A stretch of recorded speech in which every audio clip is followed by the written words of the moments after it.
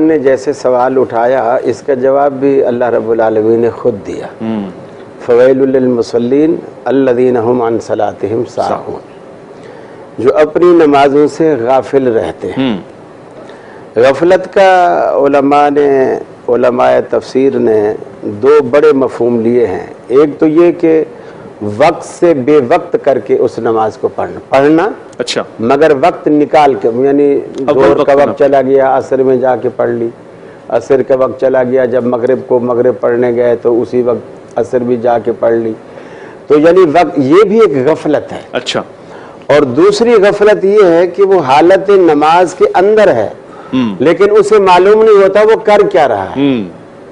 नमाज के अंदर होते हुए भी दुकान में होता है, नमाज के अंदर होते हुए भी घर में होता है, ऐसा ही है। नमाज यानी बहुत सारी चीजें हमें याद ही, भूली बसरी चीजें याद ही नमाज के अंदर आती है। हाँ, बिल्कुल ऐसा ही है, बिल्कुल। हमें याद नहीं आ रही थी, नमाज पढ़ने खड़े होंगे वो याद आ जाएगी, अब ज़हन उसी तरफ लग जाएगा। और ये भी कि अल्लाह से हम बातें क्या कर रहे हैं, हम नमाज के तर्जमे से, उसके मानी से, उसके मफहूम से हम वाकिफ नहीं होते। हम दुआ पढ़ रहे हैं लेकिन हमें ये पता ही नहीं होता कि हम अल्लाह से मांग क्या रहे हैं, हम अल्लाह से सवाल क्या कर रहे हैं।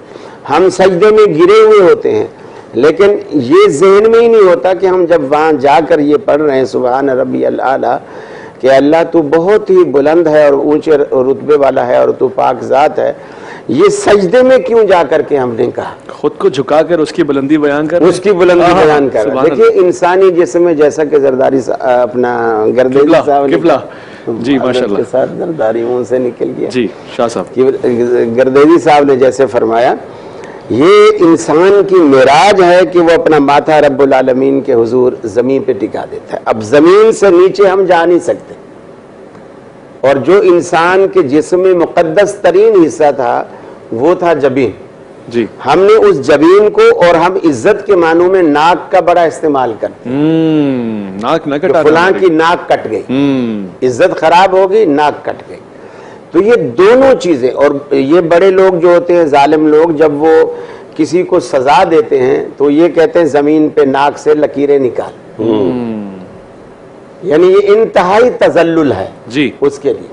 तो इंसान राजी खुशी, बजाय इसके कि वो इसको कोई सजा समझे, बल्कि बड़े फख्र के साथ एक मुसलमान अपनी नाक और अपनी जबीन ये जमीन पे रखता है और कहता है सुभान रब्बियल आला, अल्लाह देख मैं कितना नीचा हूं और तू कितना बुलंद है, माशाअल्लाह सुभान। और यही चीज वो रुकू में कहता है सुभान रब्बियल अज़ीम। जब वो झुक जाता है, ये झुकना भी एक कमजोरी है और अल्लाह हर कमजोरी से पाक है, बेशक ऐसा ही है। जब वो झुकता है तो अल्लाह की तस्बीह बयान करते हुए कहता है सुभान रब्बियल अज़ीम, अल्लाह मैं तो झुक गया, तू हर पस्ती से पाक है, तो अजमत वाला है, रिफत और बुलंदी तेरे लिए है, रिफत और बुलंदी तेरे माशाअल्लाह माशाअल्लाह माशाअल्लाह। तो ये अल्लाह रब्बुल आलमीन के हुजूर, जब वो असल जो सवाल था कि उन नमाजियों के लिए हलाकत है जो नमाजों के वक्त से बेखबर रहते हैं और नमाजों के औकात का ख्याल नहीं रखते, नमाज के अंदर रहते हुए नमाज में नहीं होते,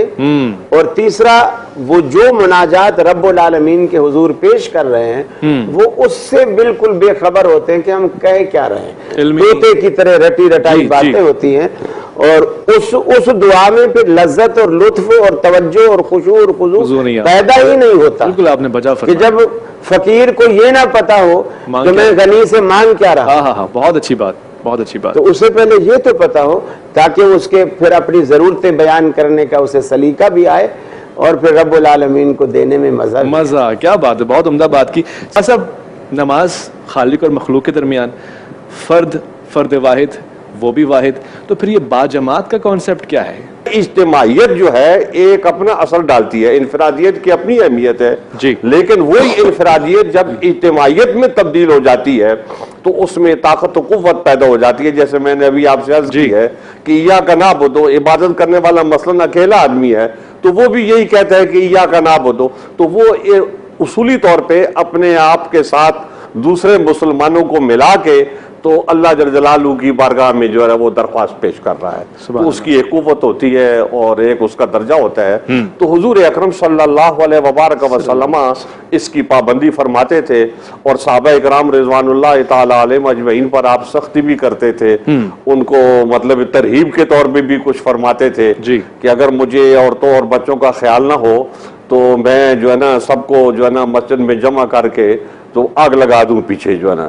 तो गोया कि इस तरीके से उसकी अहमियत है।